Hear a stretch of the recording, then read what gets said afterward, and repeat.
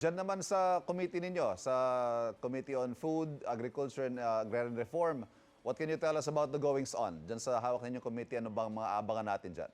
Well, nung isang araw, we had our seventh hearings anti-smuggling resolution at privilege speech ng agriculture products. At maliwanag dito, nakita natin yung isang corporate secretary ng isang kumpanya na nakapag-import ng 8 bilyong pisong halaga ng imported na bigas noong 2025, wala namang kakayahan.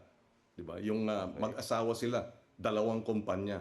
Yung asawa niya, si Raisa Lumbang, jeepney driver. Oh, Pero corporate secretary ng isa pang kumpanya na nakapag-import naman ng 7 billion pesos worth ng bigas. Ang jeepney driver nakapag-import, corporate secretary.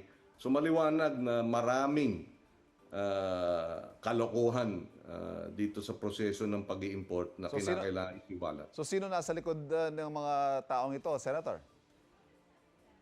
Yun ang sinabi ko, no? At katanungan ko dahil sino ba naman ang makakapag-import ng bilyon-bilyon, di ba? Yung mga financier. Sabi ko nga, I compared it sa flood control, di ba?